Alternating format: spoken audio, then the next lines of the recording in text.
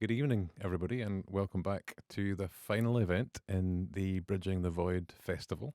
I don't know if you've been able to attend other events in this series, but for us, those of us who've been involved, it's been a very long journey over the last 3 or 4 years, and we want to end it tonight in a spirit of celebration, thinking about what we've learned, but also thinking about how we move forward together from here. So that's the theme for tonight.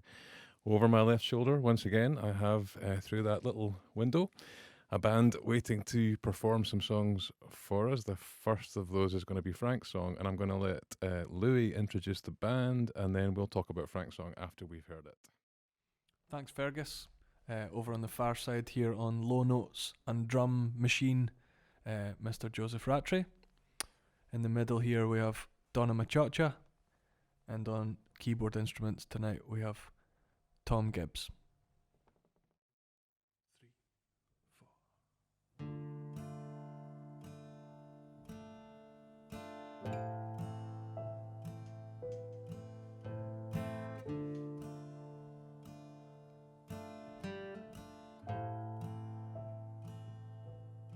Long hours, sore fingers, the melody lingers. First tune, beaming smile, feel the style.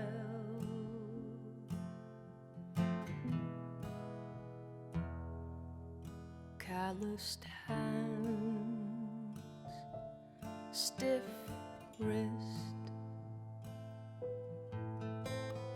getting the gist. First riff, eyes wide, glowing pride.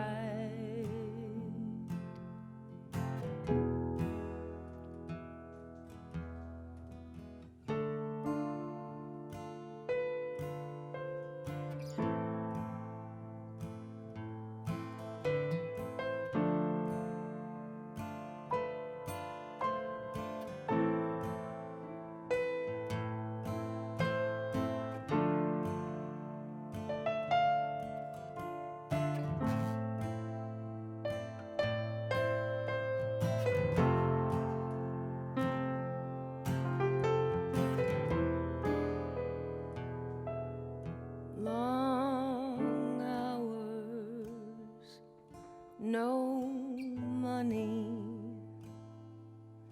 like running through honey. First gig, showtime, sunshine.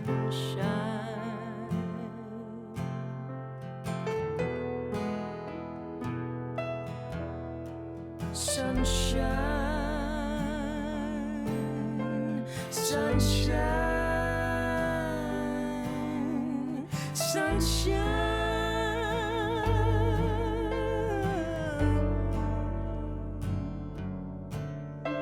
sunshine,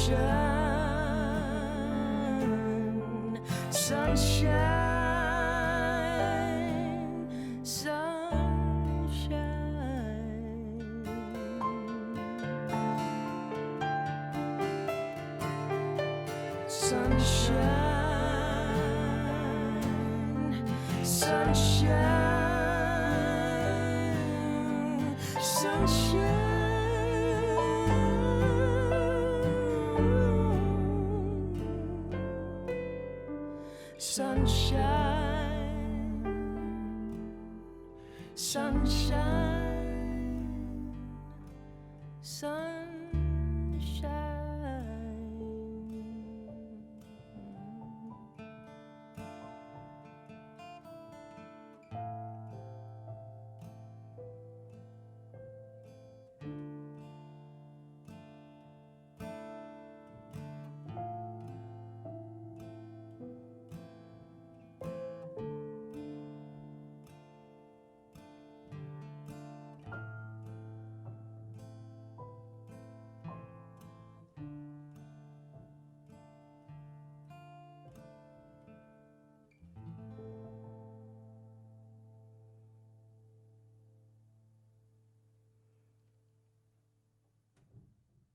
Okay, thank you for that, guys. That song, Mixing My Metaphors, always feels like a sonic bath in sunshine.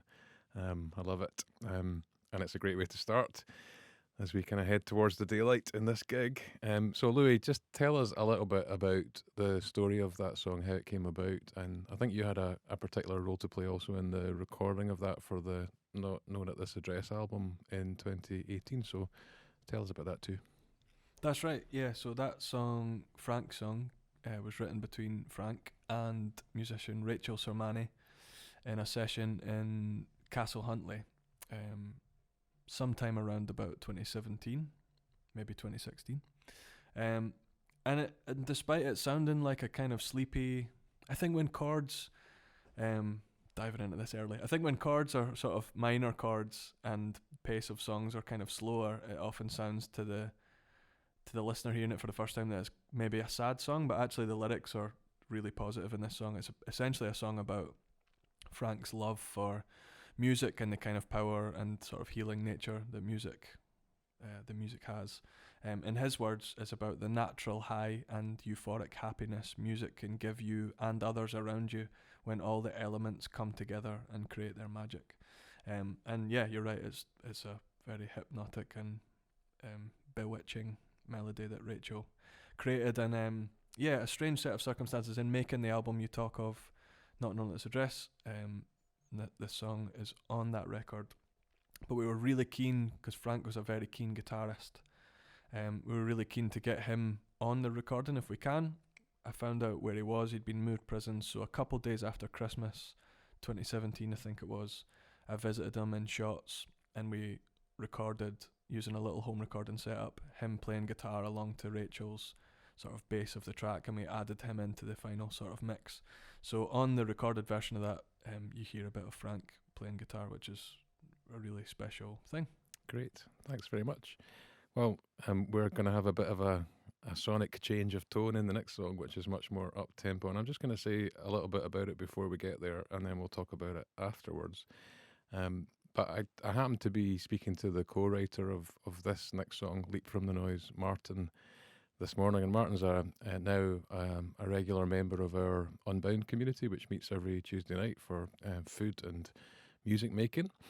And I was collecting some thoughts from Martin for a different purpose today, but I just thought I would read out to you what he had to say about the process of getting involved with the whole project. So let me read his words direct. I was at the open prison near the end of my sentence when I took part in that Vox session. At the start, I just expected a bit of fun, a laugh. I didn't really expect much at all. But as we went on, I realised there was more to it. The people running the session cared about what they were doing, and they took an interest in me as a person, and that made it all mean more to me. When I heard it was going to be on the EP, and got to work with everyone in the studio, this studio incidentally, to record the song, it felt kind of surreal. It was something I'd never expected to happen in my life. It gave me a sense of pride that I had never felt before. My contact with Unbound picked up again after Fergus contacted me to say he was going to write about the song in an academic paper. And since then I've been at Unbound almost every week. At first I thought it would just be a trip somewhere and a chance to talk to people, but now it means so much more than that. I've gotten to know people, and hopefully they've gotten to know me. They've helped me have a voice when I always used to feel that I didn't. They've helped me write about things that mean a lot to me. It's also a place to just have a chat and have a laugh. So we're going to hear Leap From the Noise next, and then immediately afterwards another song called You're Not Alone, and we'll talk about both of those after we've heard them. 1, 2, 1, 2, 3, 4.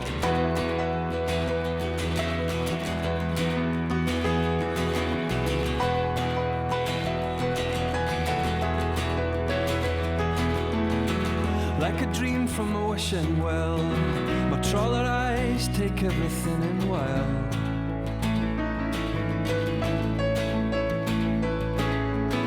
I'm walking down the snake path like a hypnotist under a spell.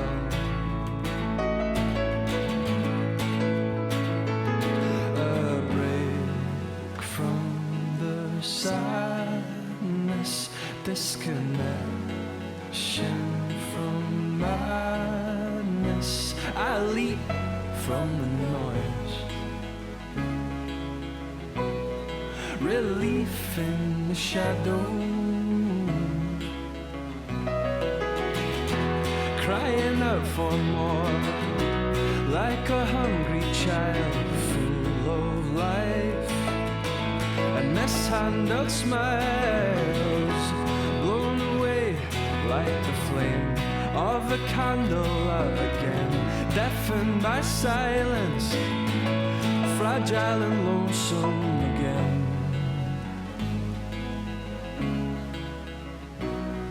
A break from the sadness, disconnection from madness. I leap from the noise, relief in the shadows. There's a hush to destroy.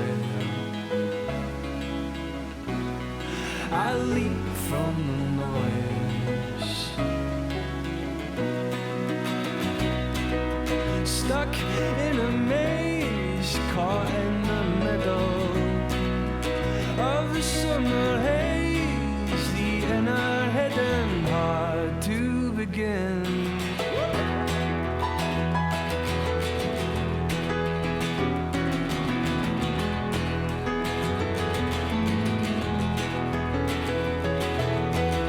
I'm a statue in a room, the reaper laughing in the gloom.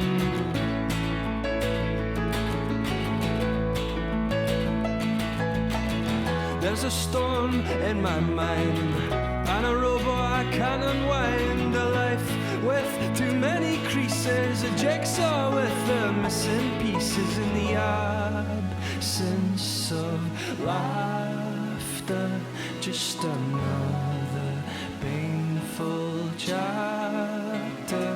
I leap from the noise, relief in the shadows. There's a hush to destroy. I leap from the noise, I leap from the noise, relief in the shadows.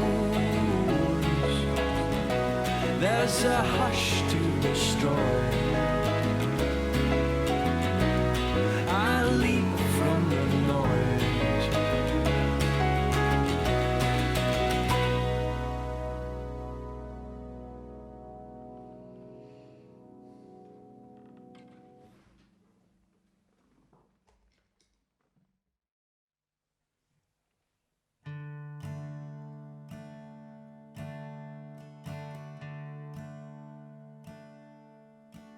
It's getting closer, footsteps and the jingling sound of keys.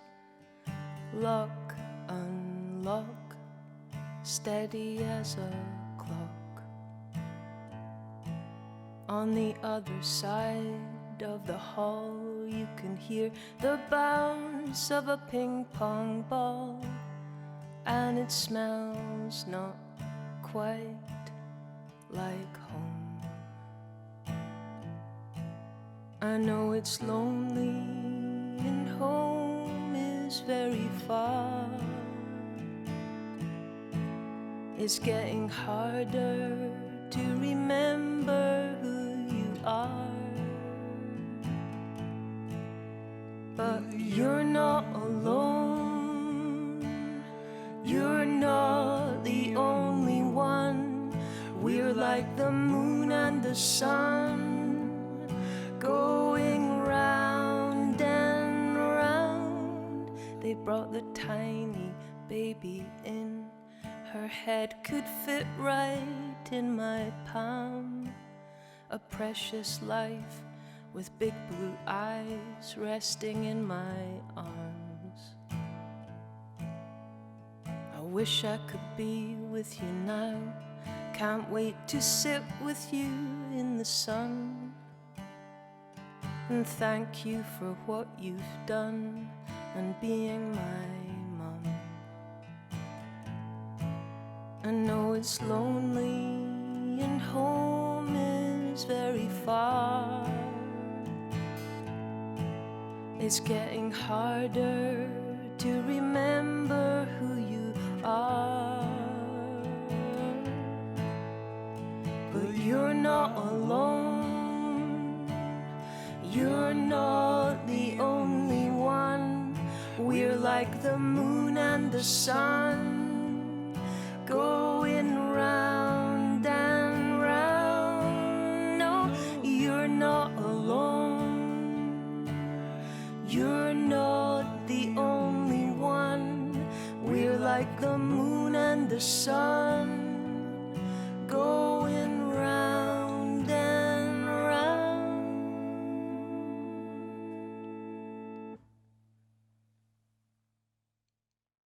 Thank you. That was very beautiful. We're going to come back to You're Not Alone in a minute, but before we do, I want to return to the story of Leap from the Noise. It's interesting to hear those two songs back to back. That's certainly a new experience for me, and it strikes me that there's a kind of push and pull between them. One is kind of seeking solitude and quiet and tranquility, and maybe in a place where that's almost impossible, and the other is looking for connection and reaching out to family, obviously. But maybe, Louis, if you take us back to the recording of Leap from the Noise, Martin was here in the studio as part of that process, and I'm curious to know how you involved him in it. Speaking to him this morning, he mentioned that it was the first song he'd ever written, and I don't think he plays an instrument. So how did he get involved musically in the process? He was amazing at that, actually. Ross Clark, who was the co-writer of the song, and I went to meet Martin. He lives in Fife, and we went to see him there. And we sat down and had a coffee, and he produced 3 or 4 double-sided A4 sheets of musical influences, songs that he really loved, and other kind of ideas like that. And that was just a kind of preliminary meeting where we were going to talk about the idea of taking the song from kind of demo form with just acoustic guitar and vocal through to potentially recording it as part of the EP that it ended up on. So we had loads of information armed with to then go and make some slightly posher demo versions of it and feed that back to Martin. And it was a continual conversation right through to the day. Like you said, he came here and sat in this very room and helped us kind of shape the way the song sounded. The version you've heard just there obviously features the 4 musicians you've just heard, but the version on the EP has like full band, so drums, lots of other instruments, including saxophone, which was an idea of Martin's totally from left field. It's not the kind of song I would ever have imagined having a saxophone on it, but he loved that instrument and loves the idea of how that would kind of sit in the sound, so we were able to get a very talented saxophonist, Bill Fleming, in to come and play on that track. And Martin was there the whole day helping make decisions on takes, so hearing a take and then going, actually, I kind of liked what you did before, or maybe we could try it a bit more like that kind of way. And again, like even when the song had kind of had its first mix, was giving me notes on kind of feeding back to Paul Savage, who helped make it, as to the way the instruments could be balanced in different ways. So yeah, I'm not sure Martin does play an instrument, but it was very hands-on in the kind of the way he wanted the song to sound, which was really refreshing, because I think those are the sort of questions that if you've never been asked to think about them before, could probably be quite sort of daunting and scary. But he was amazing and continues to be. Great. So Leap from the Noise is on the Looking at Colours Again EP, which is on all the usual streaming services. But You're Not Alone, I think I'm right in saying that's never been released or performed publicly before, so that was a premiere of sorts. Tell us a little bit about that song and how it came about. Yeah, so that song was a co-write between Ben and a musician called Gabby Froden, who's helped us out not only as a musician but doing quite a lot of illustration work. A lot of the artwork that's appeared over the Distant Voices releases over the years has featured Gabby's illustration work, which is great. The song was written in Pullman, and I think is just one of those really beautiful, sweet songs that kind of speak a little bit to solidarity. I think that kind of message, You're Not Alone, was not only Ben talking to his family outside, but also to the other participants on the session, and kind of offering that kind of like hand of solidarity, I guess, in the kind of the struggles and difficulties that we're facing those people in a kind of day-to-day setting, I guess. Right. I think I'm right in saying there's a little bit of intelligence fed to me by Phil Crockett-Thomas, who was part of that session too, that the stimulus material for that session came from the Kin Collective, which is a group of young people affected by familial imprisonment, another project of Vox Liminis, and they had prepared a zine which you took into the session, and so the young people in the session in prison were kind of working from or responding to how family members outside had written about and thought about their experience. So I guess there's a kind of solidarity both ways from people outside in and inside out there. Maybe to bring Donna in now, I know, Donna, that you also work in a similar way in a different project called Ensemble, and maybe you could just take the opportunity to tell us a tiny bit about that project too. Sure. So Ensemble's a Glasgow-based youth songwriting project. It's funded by the Creative Scotland's Youth Music Initiative, and it's led by Wheatley Care, and it works primarily with young people aged 16 to 25 who have lived experience of homelessness, mental health issues, seeking asylum, care, and they're partnered together with professional musicians to write songs, and then these songs then get worked up much in the way that we're doing here and recorded and performed across Scotland. And certainly the feedback from, I don't think we realised the power of songwriting in this way for creating community, and a lot of the young people have fed back to us the sense of, the strong sense of belonging, and that they finally found a place that they can, I guess, call home.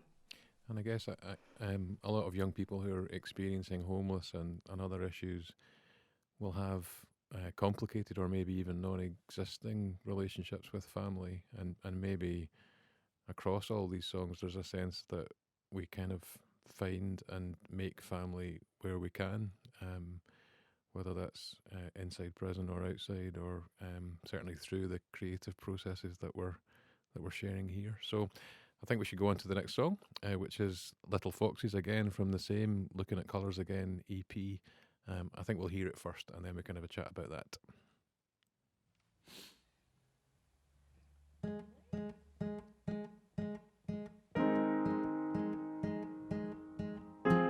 Empty calendar, filling the days by hiding away. I ignored another call. It doesn't matter, I'm invincible. Tried to switch it off, but my head was doing somersaults. I was always looking down. I was always looking down. Don't turn your back on, don't turn your back on, don't turn your back on them. A gang of little foxes, and they whisper, don't turn your back on, don't turn your back on, don't turn your back on them. A gang of little foxes.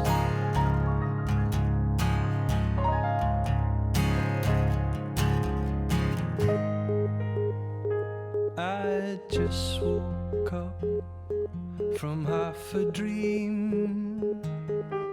I was fighting with the Ffions. What if there's nothing for me? And my heart is a train, is a train. I've forgotten how to laugh. Got it back indefinitely, though Those colours again I'm starting to see. Those colours again I'm starting to see. Don't turn your back on, don't turn your back on, don't turn your back on them. A gang of little foxes, and they whisper, don't turn your back on, don't turn your back on, don't turn your back on them. A gang of little foxes, and they whisper, and they fix me with their stares, and they turn up at the most bizarre times, and they tumble through my head at night, and they're stealthy in the daytime.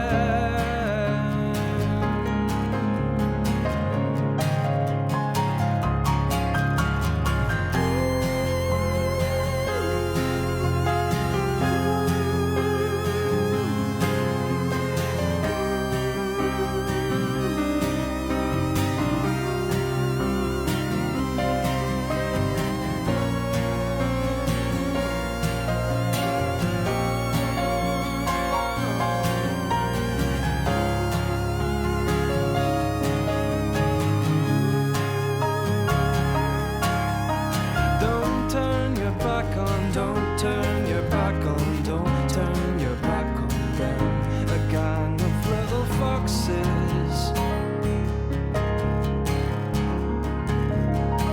and they whisper, don't turn your back on, don't turn your back on, don't turn your back on them. A gang of little foxes, lifting my head again.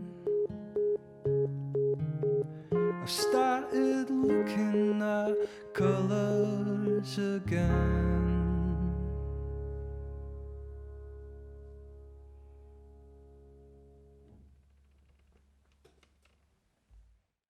So that was Little Foxes, which is another track from the Looking at Colours Again EP, which was released last year.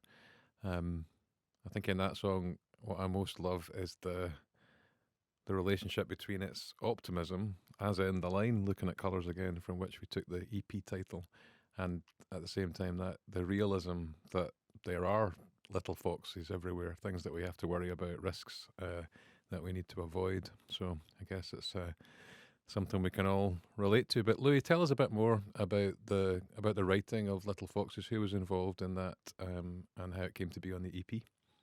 Yeah, so the song Little Foxes came from a session we did at HMP Inverness a few years ago. It was co-written by Co Campbell and Missy LJ.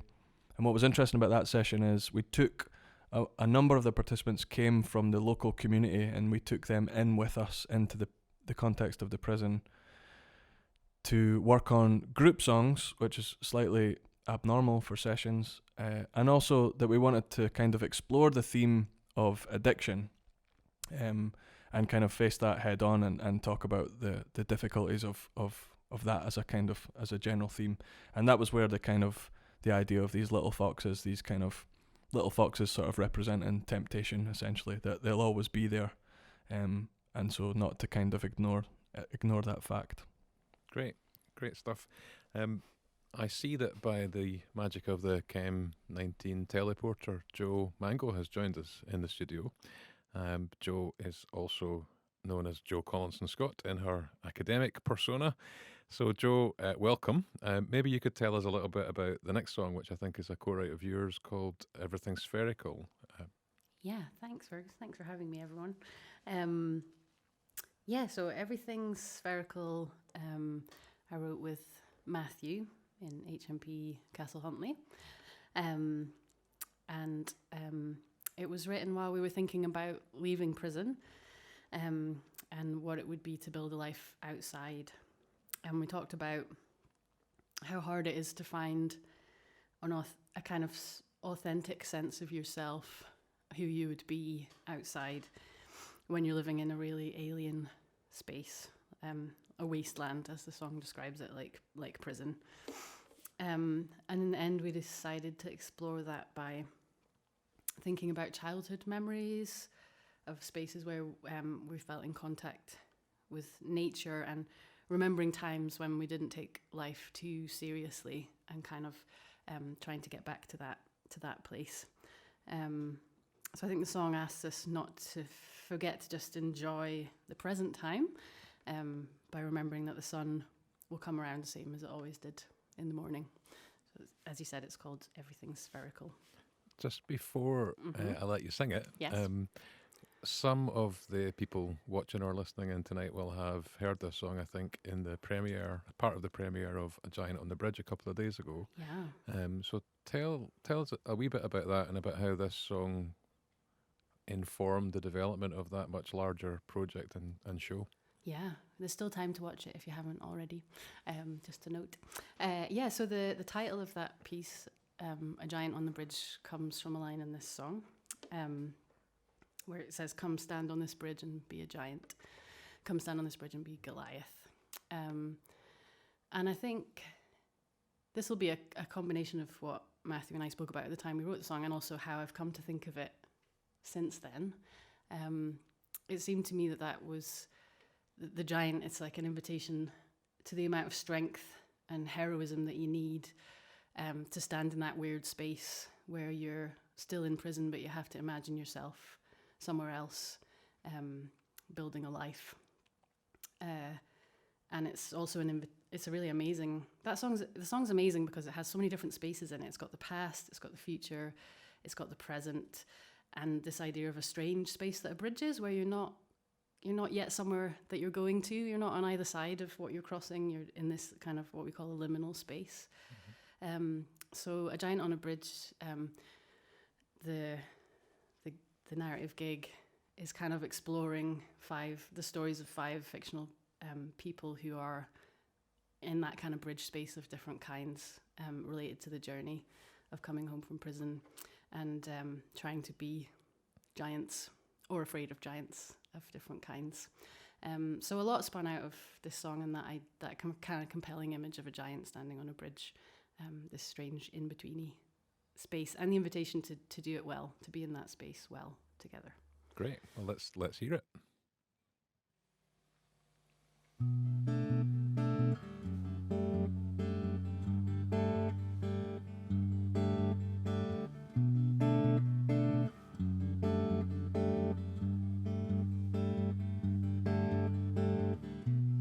Everything's spherical. We were too small, climbing to be tall.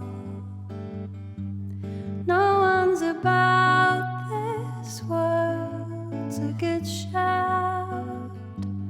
These fields are ours, but only for an hour or two.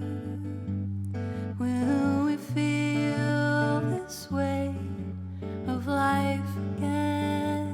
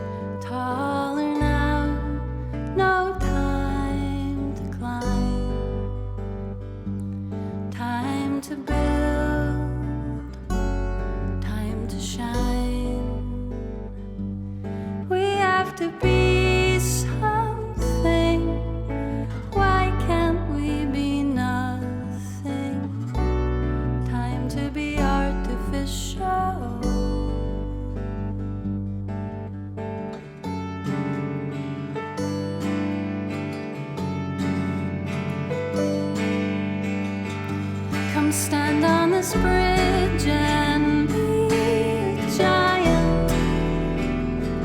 Come stand on this bridge and be Goliath. But you've never stood on a bridge like this before. You have, you've just forgotten.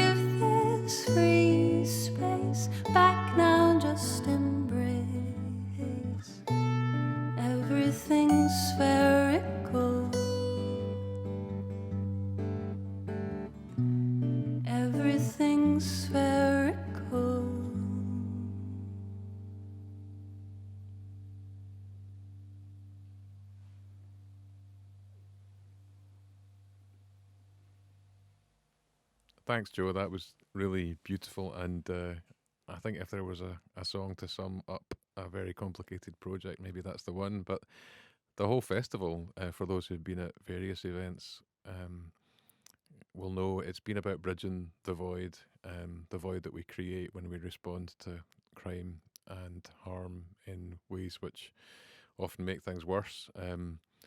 And the second half of that festival has been about finding and building bridges, maybe between the past and the present, or the inside and the outside, between here and there, between problems and solutions.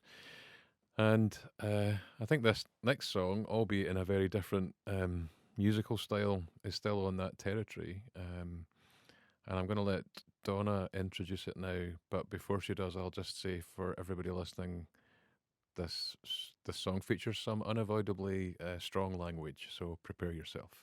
Donna.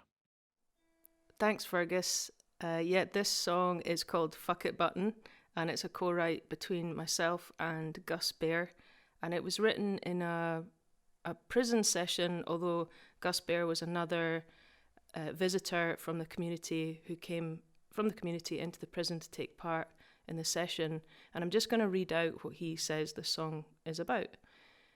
I wrote this song to myself when I was 3 months clean into a rehab program, for the moments when I feel really close to just pressing the fuck it button and starting to use again.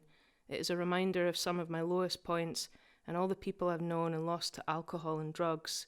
I spent most of my life wearing a mask and pretending to be someone else, but now I feel I'm learning to take the mask off and be the real me. Great, let's hear it. This one, for anyone who wants to listen again later, is on the Oblivion and Beyond EP. So here is Fuck It Button. I know you want to press the fuck it button.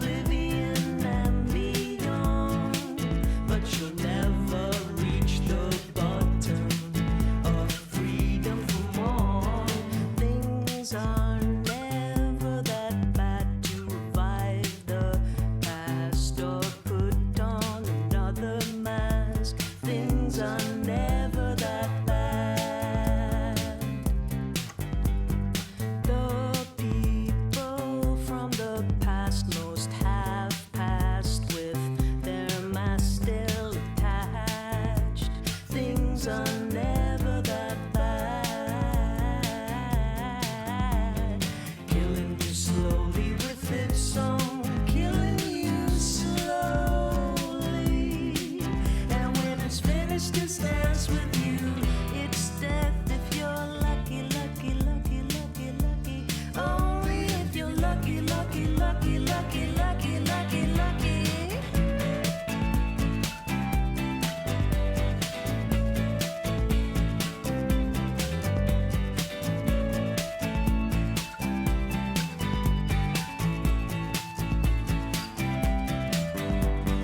Head on a spin cycle, life's a bottle, sweeps under the pillow, chums to the toilet, one-way glass, they can see in but you can't see out, always watching, people flipping, doors slamming, no hurt, no cry, no emotion, know when it's wrong, but right the compulsion, no matter how strong, knowing what I did, would I right the wrong, would I roll the dice twice, twice? Have you ever broken a bone or something? Have you ever broken a bone or something? It's that kind of screaming.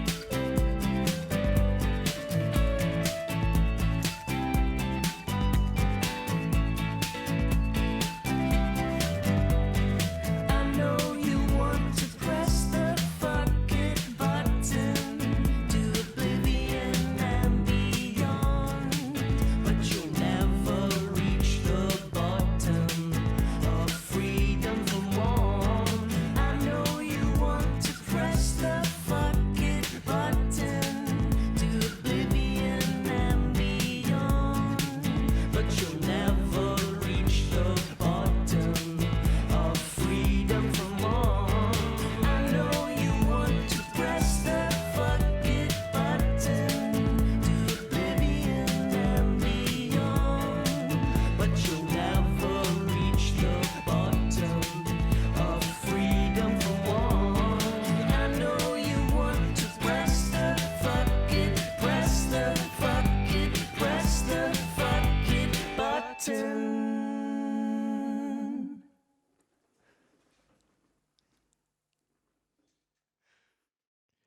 Thanks, Donna. Great to hear that again. Just love it. So much energy.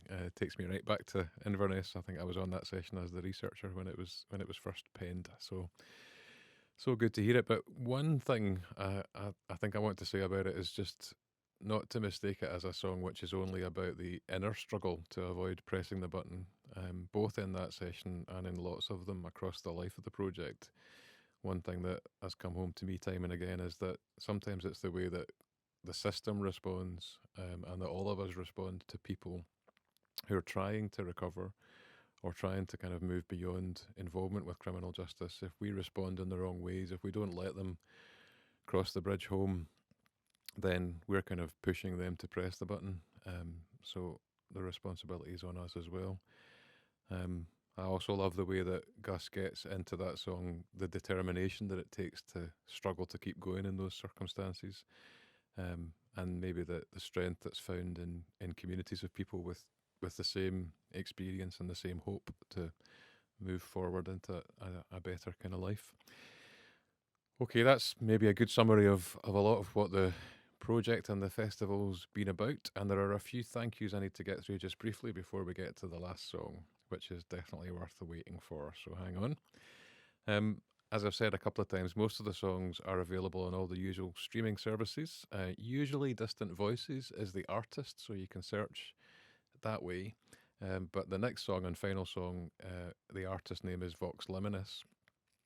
Maybe the best place to follow us is on Bandcamp or on the website, which is distantvoices.org.uk.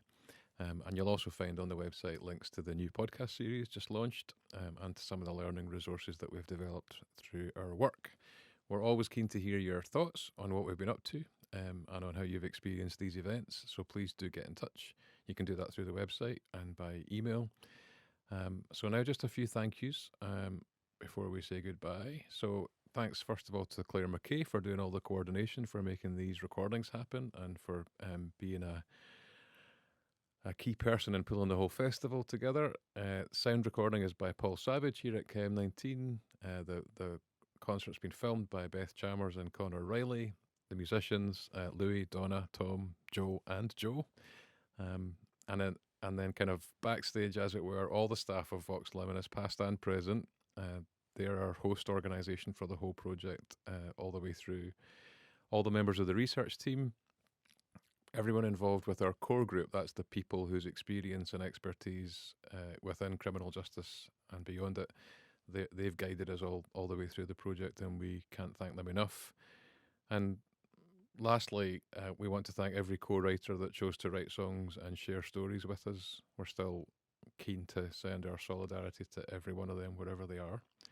So we end with a song written in and by our ongoing community, Vox Unbound, a community that we first established with people who'd taken part in Vox sessions even before Distant Voices started, and which has grown and evolved over the years and will carry on when Distant Voices is finished.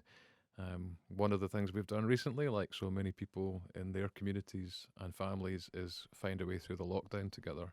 And this last song, Waiting for the Daylight, conveys some of that. So I'll hand over one last time to you, Louis, to introduce and explain Waiting for the Daylight. Thanks, Fergus.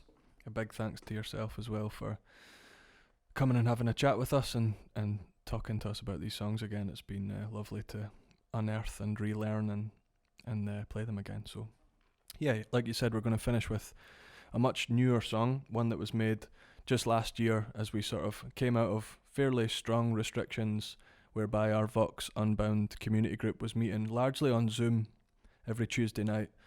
And it was a testament to the group that we were able to keep those meetings going all through the kind of more restricted months of the pandemic. I'll try and be as succinct as possible. The story of this song is amazing, and there's lots of bits to it, but there's a blog post that we talk about the kind of creation of the song on the Vox Liminis website if folk want to go and read more about it. Essentially, the song came from a picture that was put on our sort of online community page of a bunch of birds on some power lines, 5 power lines that sort of ended up looking a wee bit like notes, musical notes on a scale. The photo was taken and shared by Martin, one of our community members. Alison, another one of our community members, played the notes on the stave and recorded it on her phone and sent it up onto the page. And that sort of piqued my interest, and I decided I wanted to do something with it. So fast forward a number of months later, we all managed to meet together in person once restrictions had lifted a little bit. And we got together in the office, around about 12 or 15 of us, and we co-wrote a set of lyrics just solely reacting to this one image of these birds sitting on these power lines. And that became the lyrics to this song, which we then sort of added a whole bunch of musical parts to, again in full collaboration with everyone in that kind of community group. On the recording we've made, we were also able to grab a whole bunch of everyone's voices, everyone recording all their parts onto their phone, and sent them over to me, and I kind of mixed them into the track. So the recorded version of this song is amazing. You get to hear lots of those voices from that amazing group of people. We're going to do a more stripped back version of it for you now. The song's called Waiting for the Daylight, and it's a nice one to end on because it has that real kind of hopefulness in it. At the stage it was written, we truly all were waiting for that little bit of freedom to return and waiting for the kind of the sunnier days to arrive. And so we've chosen it to finish our set today. And it sounds like this.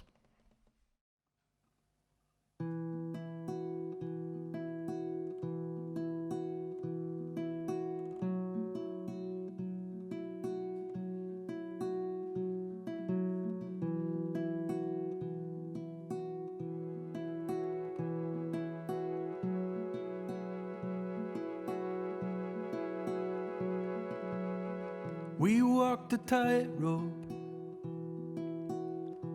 watching over the land. Kept me floating. The tension I felt holding me up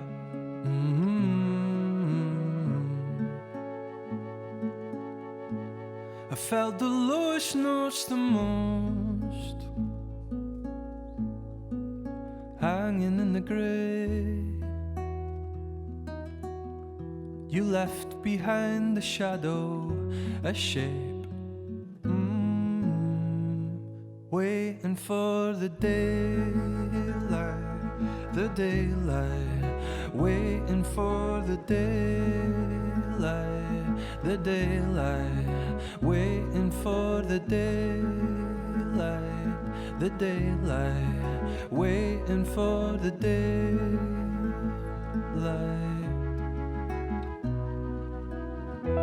Charcoal palm trees beyond the reach,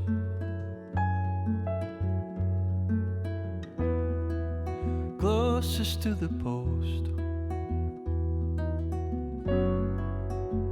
and the space between us reaching up.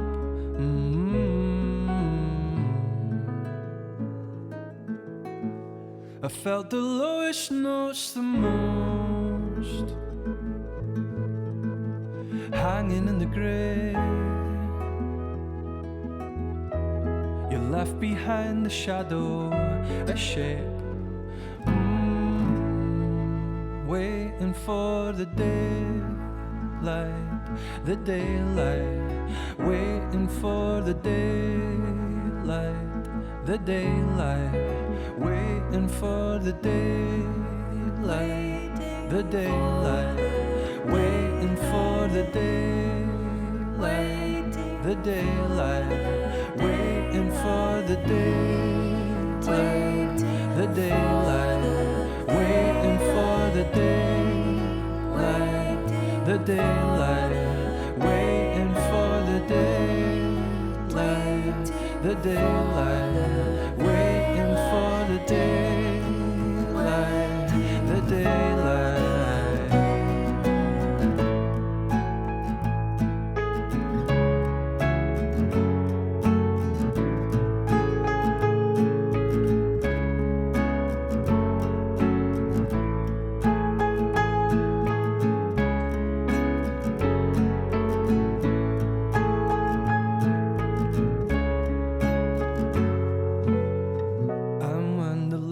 Turns, where will we be? Blinking back the hope in a new country.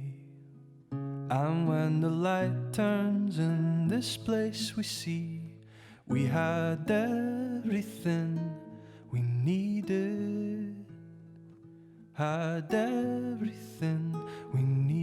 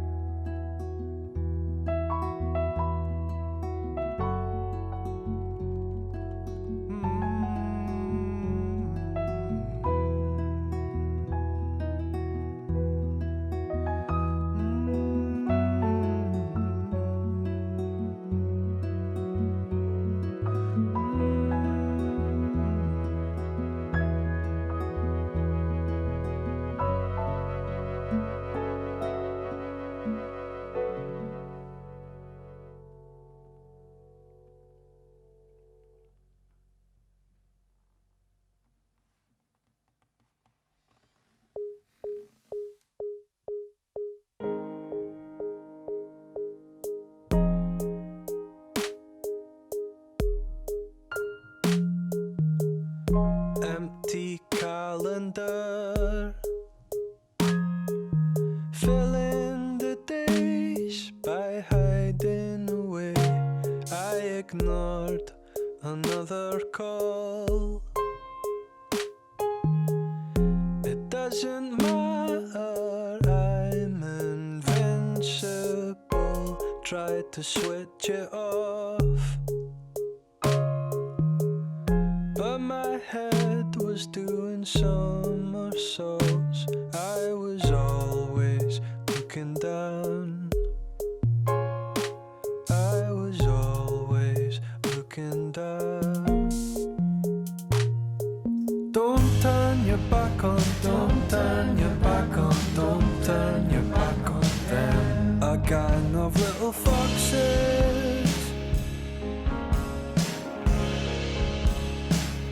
and they whisper, don't turn your back on, don't turn your back on, don't turn your back on them. A gang of little foxes.